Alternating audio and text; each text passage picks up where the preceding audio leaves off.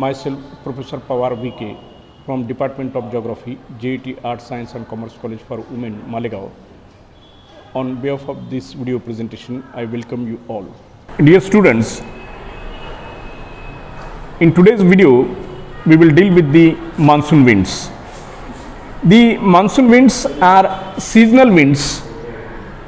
They are caused by the differential heating and cooling of the large land masses and the water bodies. The monsoon winds may be considered as land and sea breezes or winds on a large scale. Now we will see the meaning of monsoon winds. The word monsoon is derived from the Arabic word mawsam, meaning season. During summer, these winds blow from the oceans or seas towards the lands or the continents, while during winter they blow from the land towards the oceans or seas. Thus, there is a complete reversal of their direction in the two seasons, that is summer and winter. The next point, that is the origin of the monsoons. Now we will see how do the monsoons originate. As already stated, the origin of the monsoon winds lies in the differential heating and cooling of large land masses or continents and the water bodies in the form of bays, seas and oceans. In summer, the land surface gets intensely heated as compared with the surrounding oceans or seas. Thus, a low pressure area develops over the land masses, while a high pressure area develops over the water bodies, there is seas, oceans and bays. As a result, a pressure gradient or slope develops which is directed from the ocean towards the lands or continents. Hence, the winds blow from the seas and oceans towards the continents. These winds carry abundant water vapor which condenses over the land masses. Thus, summer is a rainy season in the monsoon lands. In actual sense, there are only two seasons, that is summer and winter. In tropical lands, especially in Asia or in India, rainfall occurs in summer season, that is from June to September. In winter, the land masses are cooler than the adjacent seas and oceans, as a high pressure area develops over the land while a low pressure area develops over the seas and oceans. Thus, the winds blow from the land to the water, but these are dry winds. The winter monsoons do not give rainfall, as we experience that the winds blow from continents or land towards the sea or ocean, that is from Indian Peninsula to the Bay of Bengal or Arabian Sea. We experience that in winter there is no rainfall. This is the difference between the winter and summer season. Now we will see the ideal conditions for the origin of monsoon, that under what ideal conditions do the monsoon season appears on the Indian subcontinent. One by one, the ideal conditions are: number one, an extensive ocean or sea on the equatorial side of the land masses. Second condition, towards the tropical and subtropical side, there should be a landmass of considerable east-west extent. These ideal conditions are found in the eastern hemisphere, and hence the monsoon winds system is associated with the lands of South and Southeast Asia, East Africa and northern Australia. So these are the ideal conditions for the origin of monsoon. Number one, the Asiatic monsoon. In Asia, there are two monsoon systems.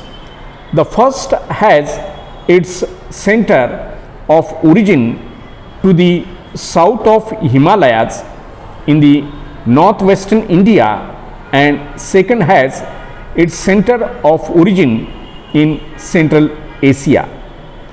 Number one, the tropical South Asian monsoons. In summer, due to very high temperatures, the low pressure area of very high intensity develops in the northwestern part of India and Sindh.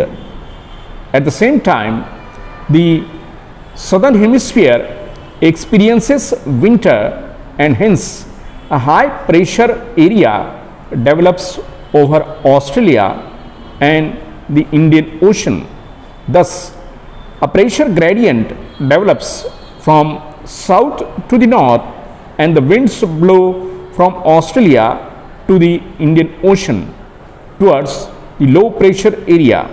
These winds cross the vast expanse of the Indian Ocean and enter the northern hemisphere from the southwest and are commonly known as the southwest monsoons.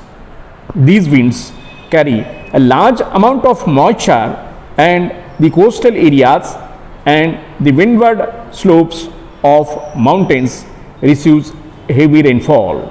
In winter, a complete reversal in the direction of the monsoon winds takes place. Due to low temperature, a high pressure area develops in the northwestern part of India and in Sindh, while the southern hemisphere experiences summer, and a low pressure area develops over Australia, towards which the winds blow from northwestern India. These cool winds bring pleasant weather with them. They are dry and do not give rainfall at all. Second is the East Asian monsoon. In summer of the northern hemisphere, a low pressure area develops over Australia, and while high pressure area develops which experiences winter. Thus, the monsoons blow from Australia, and after blowing over the Pacific Ocean, pick up a large amount of moisture. The winds enter the Southeast and East Asian countries from the south, southwest and east, and give heavy rainfall to the coastal areas of Vietnam, China and Japan. The amount of rainfall decreases towards Central Asia. In the winter of the northern hemisphere, a high pressure area of very high intensity develops over Central Asia. At the same time, the southern hemisphere experiences summer, and thus a low pressure area develops over Australia. The pressure gradient is from north to south, and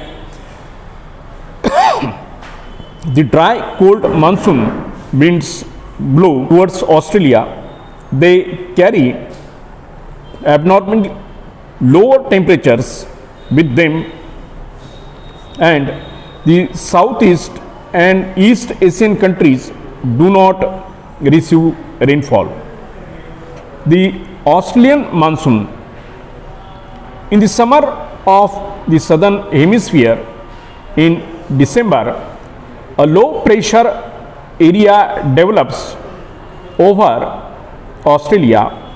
The northern hemisphere experiences winter, and two high pressure areas develop one to the north and the other to the south of the Himalayas.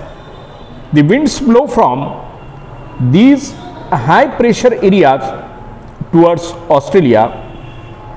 In their journey, the winds pick up moisture and give rainfall to northern Australia. In the winter of the southern hemisphere, a high pressure area develops over Australia and the dry monsoons blow towards the low pressure areas of the northern hemisphere.